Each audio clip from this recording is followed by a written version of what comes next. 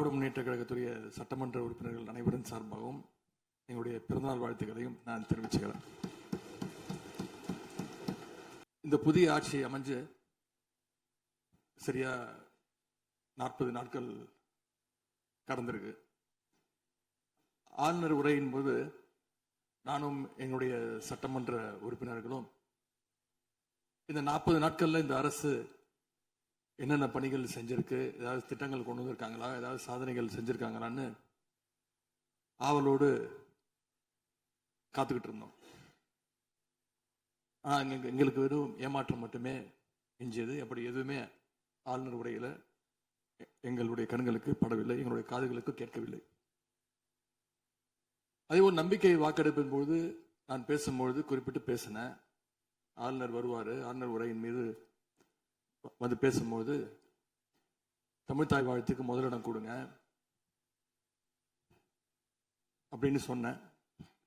பேரவையின் அனுமதியுடன் அலுவல் நேரம் நீட்டிக்கப்படுகிறது. அதே போல தமிழ்தாய் வாழ்த்து முதல்ல பாடப்பட்டுச்சு.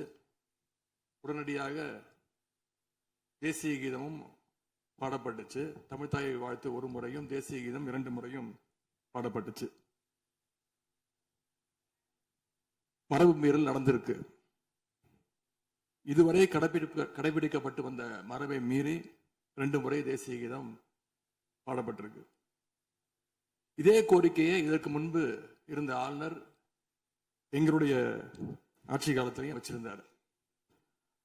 ஆனா எங்களுடைய தலைவர் அப்பொழுது மிக உறுதியாக இருந்து இந்த அவையுடைய இறையாண்மையை நாங்க பாதுகாத்திருக்கிறோம். பதவியேற்பு தான் ஆளுநர் மாளிகையில நடந்துச்சு.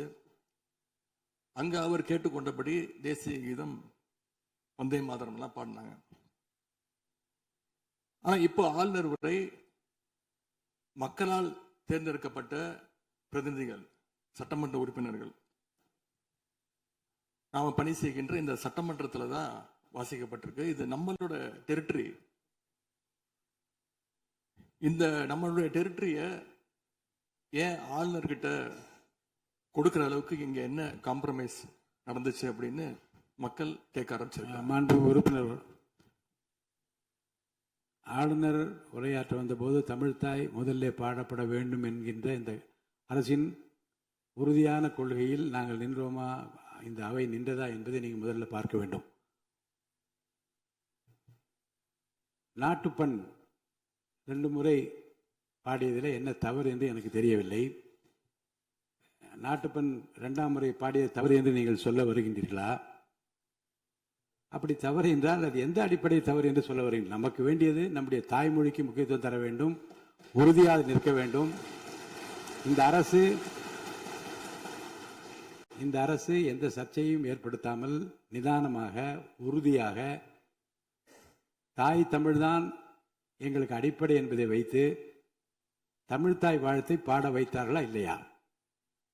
அந்த தமிழ்தாய் வாழ்த்தை பாட முடியாமல் வேறு விதமாக இந்த அவை திசை திருப்பப்பட்டு பல்வேறு பிரச்சனைகளுக்கெல்லாம் ஆளான காரணங்களெல்லாம் 22ஆம் ஆண்டு பார்த்தோம், 23 பார்த்தோம், 24 பார்த்தோம், 25 பார்த்தோம், 26 பார்த்தோம்.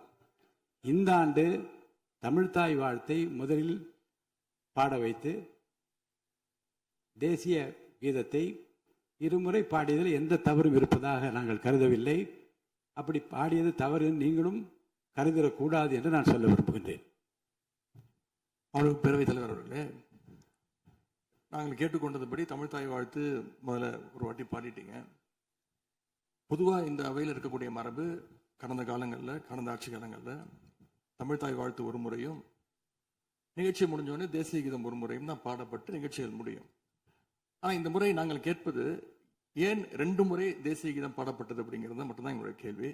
அப்படின்னா தமிழ்தாயை 2 வாட்டி தமிழ்தாய் வாழ்த்தையும் 2 முறை நீங்கள் பாட சொல்லி உங்களுடைய ஆளுநர்கிட்ட நீங்க ஒரு கோரிக்கை வச்சிருந்திருக்கலாம்.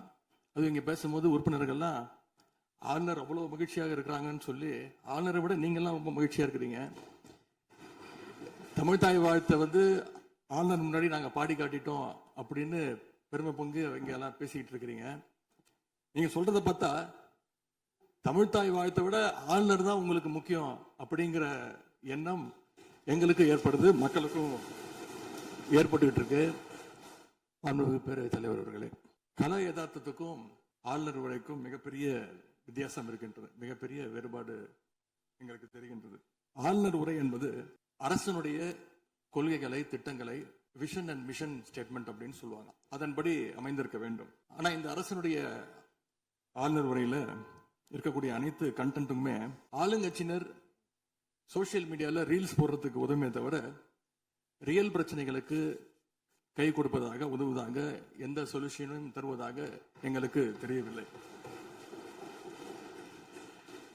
வழக்கமாக எதிர்க்கட்சி தலைவர்கள், எதிர்க்கட்சிகள் ஆளுங்கட்சிகளுடைய நிறை குறைகளை பேசுறது வழக்கம். அதுதான் எதிர்க்கட்சியுடைய பொறுப்பு, அதுதான் கடமை.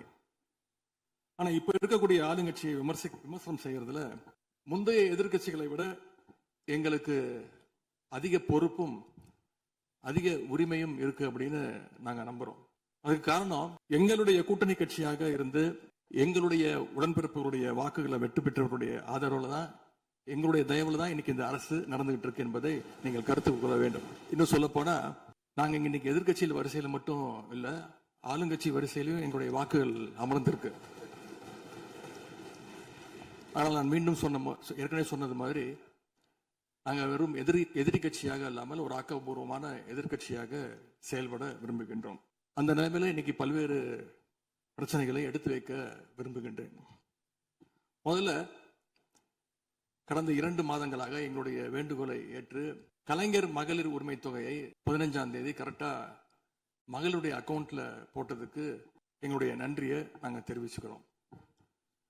அதே போல் எங்களுடைய தலைவர் அவர்களால் தொடங்கப்பட்ட முதலமைச்சர் காலை உணவு திட்டம் 1ஆம் வகுப்பிலிருந்து 5ஆம் வகுப்பு வரைக்கும் நாங்கள் கொடுத்துட்டு இருந்தோம்.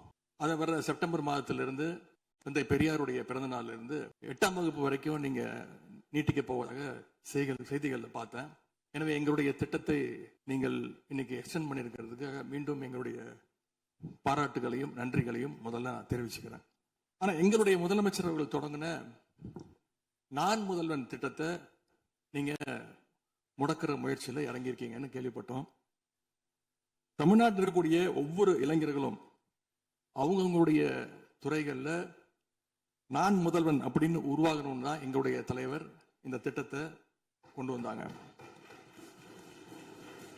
இந்த நான் முதல்வன் திட்டத்தில் மட்டும் பாத்தீங்கன்னா, கடந்த 4 வருடங்கள்ல 41 லட்சம் மாணவர்கள் இதுல டைரக்டா பெனிஃபிட் அடைஞ்சிருக்கிறாங்க. நான் முதல்வன் திட்டத்தின் மூலம் பள்ளிக்கூடம் செல்லுகின்ற மாணவர்களுக்கு அடுத்து அவங்களுடைய ஹையர் ஸ்டடீஸ் என்ன, எப்படி படிக்கணும், எந்த கோர்ஸ் எடுக்கணும் அப்படின்னு அவங்களுக்கு கைடன்ஸ் கொடுத்துருக்கிறோம்.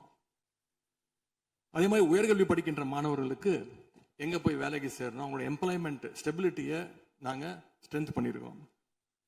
முக்கியமா நான் முதல்வன் திட்டத்தின் மூலமா யூபிஎஸ்சி மாதிரியான சிவில் சர்வீசஸ் தேர்வுக்கு தயாரிக்கின்ற மாணவர்களுக்கு ஹாஸ்டல் வசதியோட பயிற்சியும் வழங்கப்பட்டிருக்கு.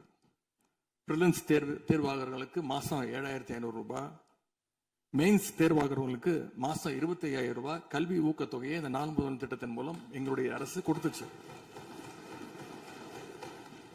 அது மட்டும் இல்ல, டெல்லிக்கு இன்டர்வியூக்கு போயிட்டு வர்றதுக்கு அவங்களுக்கான போக்குவரத்து கட்டணத்தையும் அந்த செலவையும் அரசு ஏற்று இருக்கு நான் முதல்வன் திட்டத்தின் மூலமாக. சென்ற ஆண்டு மட்டும் தமிழ்நாட்டில் இருந்து யூபிஎஸ்சி கிளியர் பண்ண 60 பேர்ல 56 மாணவர்கள் இந்த நான் முதல்வன் திட்டத்தின் மூலம் பயன்பெற்றவங்க. அதுல இன்னும் குறிப்பிட்டு சொல்லணும்னா, ஆல் இண்டியா லெவல்ல 2nd பிளேஸ் படிச்ச சகோதரி ராஜேஸ்வரி நான் முதல்வன் திட்டத்துல பயன்பெற்றவங்க. இப்படிப்பட்ட நான் முதல்வன் திட்டத்தை கைவிட வேண்டிய அவசியம் என்ன அப்படிங்கிறது முதலமைச்சர் அவர்கள் தன்னுடைய பதிலுரையில கூற வேண்டும்னு நான் விருப்பப்படுறேன். அதே மாதிரி சமீபத்தில் டெல்லிக்கு போன முதலமைச்சர் அவர்கள் நிதி ஆயோக் கூட்டத்தில் பல்வேறு விஷயங்களை பத்தி பேசியிருக்கிறார். அதுவும் குறிப்பா நம்முடைய தமிழ்நாடு இன்னைக்கு இந்தியாவிலேயே பொருளாதாரத்தில் 2வது பெரிய மாநிலமாக வளர்ந்திருக்கு அப்படிங்க பெருமையா பேசியிருக்கிறார். அது மட்டும் இல்ல, தமிழ்நாட்டில் டாக்டர் கலைஞர் அவர்களால் தொடங்கப்பட்டு எங்களுடைய தலைவர் அவர்களால் வளர்க்கப்பட்ட, அதுவும் கடந்த ஆட்சியில் என்னுடைய கட்டுப்பாட்டில் இருந்த மகளிர் சுய உதவி குழுக்கள் மிகச்சிறப்பாக செயல்படுது அப்படின்னு முதலமைச்சர் அவர்கள் பேசியிருக்கிறாங்க. இந்தியாவிலேயே ஃபேக்டரி ஒர்க்கர்ஸ் இருக்கிற பெண்கள்ல 42%, 42% தமிழ்நாட்டை சேர்ந்தவங்க. அதனால தமிழ்நாட்டில் இருக்கக்கூடிய பெண்கள் முன்னேற்றம், சுகாதாரம் எல்லாமே சிறப்பா இருக்குன்னு நம்முடைய முதலமைச்சர் அவர்கள் டெல்லியில சொல்லியிருக்கிறாங்க. திரைப்படங்கள்ல தான் பாத்தீங்கன்னா ஒரே பாட்டுல ஏழையா இருக்கிறவன் ஒரே பாட்டுல 5 நிமிஷத்துல 4 நிமிஷத்துல பெரிய பணக்காரன் ஆயிடுவான். ஆனா அது மாதிரி நிஜத்துல ஒரு மாச ஆட்சியில தமிழ்நாடு மாதிரியான மிகப்பெரிய மாநிலத்தை அந்த அளவுக்குலாம் வளர்த்த முடியாது. இந்த சாதனைகள் எல்லாம் யார் ஆட்சி காலத்தில் நடந்துச்சுன்னு மக்களுக்கும் தெரியும், மக்களும் பார்த்துக்கிட்டு இருக்காங்க, முதலமைச்சருக்கும் தெரியும். அதே மாதிரி பேரவைத் தலைவர்களே, இந்த ஆட்சியில இன்னொரு பழக்கமும் புதுசா வந்திருக்கு. அதாவது எங்களுடைய திராவிட மாடல் ஆட்சியில நாங்க எடுத்த நடவடிக்கையால ஏதாவது நல்லது நடந்தா உடனே அதுக்கு ஸ்டிக்கர் ஒட்டிடுறாங்க. அது மட்டும் இல்ல, ஃபர்ஸ்ட் டைம் எவர் இந்த ஹிஸ்டரி அப்படின்னு சொல்லிடுறாங்க. அப்படி சொன்ன சில ஃபேக் நியூஸ், தவறான தகவல்களை நான் குறிப்பிட விரும்புறேன். பஸ்ல மூத்த குடிமக்கள் கட்டணமில்லா பயணம் மேற்கொள்ள, மூத்த குடிமக்கள், பள்ளி மாணவர்கள் அவங்க எல்லாம் கட்டணம் இல்லாம பயணம் மேற்கொள்ள இந்த ஆட்சியில தான் முதல்ல அந்த திட்டம் கொண்டு வரப்பட்டது அப்படின்னு ஃபேக் நியூஸ் பரப்பிட்டாங்க. இதெல்லாம் ஏற்கனவே இருக்கக்கூடிய திட்டங்கள், எங்களுடைய ஆட்சியில கொண்டு வரப்பட்ட திட்டங்கள். அது மட்டும் இல்ல, அரசு பள்ளியில வழங்கப்படுகின்ற ஸ்கூல் பேக்ல முதலமைச்சரோட புகைப்படம் இல்லாம இப்பதான் முதல்ல வழங்குறோம் அப்படின்னு, ஃபர்ஸ்ட் டைம் இந்த ஹிஸ்டரி அப்படின்னு டேக் போட்டு ஃபேக் நியூஸை தொடர்ந்து பரப்பிட்டு இருக்கிறாங்க. இதெல்லாம் எங்களுடைய திராவிட முன்னேற்ற கழகம், எங்களுடைய திராவிட மாடல் அரசுல எங்களுடைய முதலமைச்சர் கொண்டு வந்த திட்டங்கள். இப்படி இவங்க ஸ்டிக்கர் ஒட்டின லிஸ்ட் மிகப்பெரிய லிஸ்ட்.